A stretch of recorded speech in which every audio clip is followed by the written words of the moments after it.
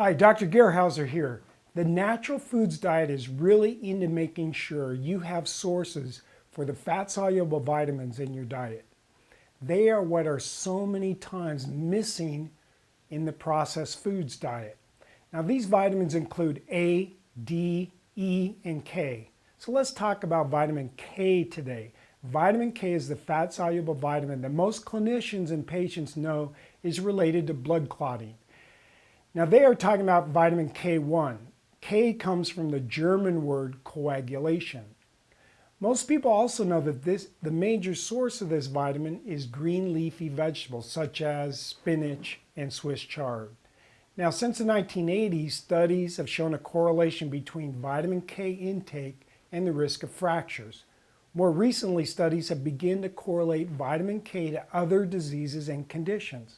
Now, as far as bone density is concerned, it is known that calcium is incorporated into the protein matrix of the bone by activated osteocalcin. Osteocalcin is activated through a carboxylation process that is catalyzed by vitamin K.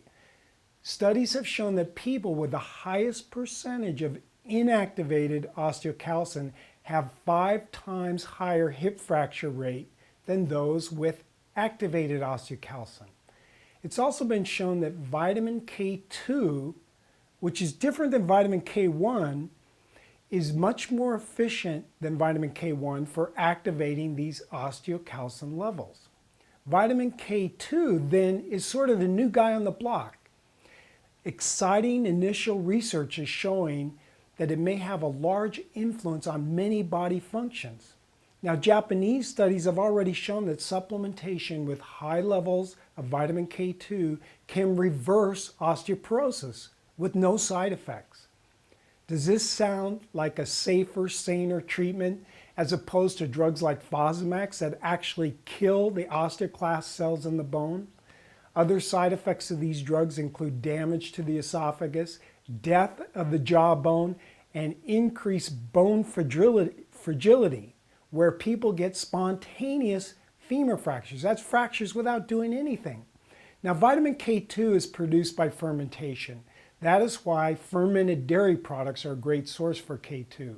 Another source for vitamin K2 includes Natto, which is a fermented soy food eaten in Japan. I've never tried it, but I've heard it has a developed taste and smell. Now, animal fat and other organ meats are other sources of vitamin K2. There's evidence linking persons and animals deficient in K2 to abnormal calcification of soft tissues such as the arteries. Vitamin K2 activates matrix GLA protein, which is a major inhibitor of arterial calcification. A large clinical trial done in Europe showed that low vitamin K was strongly associated with the risk of developing coronary artery disease, and higher levels showed reduced mortality. Now, studies in animals have also shown that supplementing with K2 can completely prevent the calcification of our arteries in certain animal models. Now, the same studies, they tried K1, and K1 had very little effect, so there's a big difference. So it may be that vitamin K2 is the reason for the French paradox. You know the French paradox? The French people have low rates of coronary artery disease despite eating all that fat and cheese. So now you can stop guzzling all that red wine. There's no reason to. It's the cheese. Just kidding. But calcium deposition in the walls of the artery might also make the artery stiffer, so K2 deficiency may relate to high blood pressure. Research has also shown that vitamin K2 catalyzes an enzyme that produces sulfatides in the brain. Decreased sulfatides have been associated with brain aging and, guess what, Alzheimer's disease. Another possible area where vitamin K2 deficiency might be important is as a potential cause of kidney stones, again related to calcium metabolism.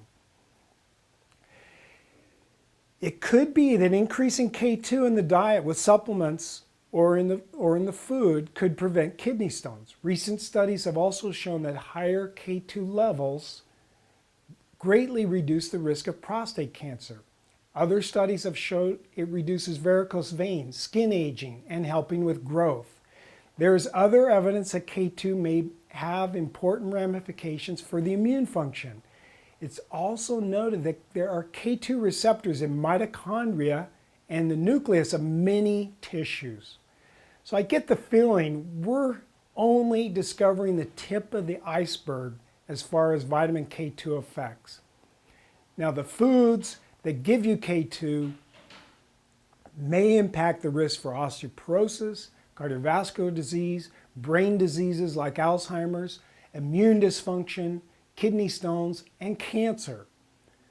Now, what are the foods that are high in vitamin K2? Well, it's mostly animal source foods, including hard cheeses, butter from grass-fed cattle, and not the factory farm butter that you get from Safeway. Organ meats, egg yolks from pasture-raised chicken, curd cheeses. Notice that these foods are the ones modern nutritionists tell us to avoid. Now, there's K2 supplements in the form of MK4 and MK7, and there's evidence that these may treat vitamin K2 deficiency. Now, some people say, well, your gut flora makes all the K2 you need.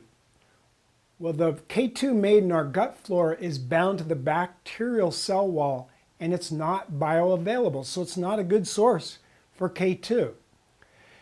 Now, it's not that I'm jumping on a bandwagon here. It's just that the science is finally catching up to the intelligent design of our Creator. All we have to do is eat the traditional foods for humans and avoid modern food processing in order to have abundant health. I was eating these foods that have all this K2 long before K2 was discovered. It's been a pleasure talking to you today. If you enjoyed this video, please click the subscribe button above.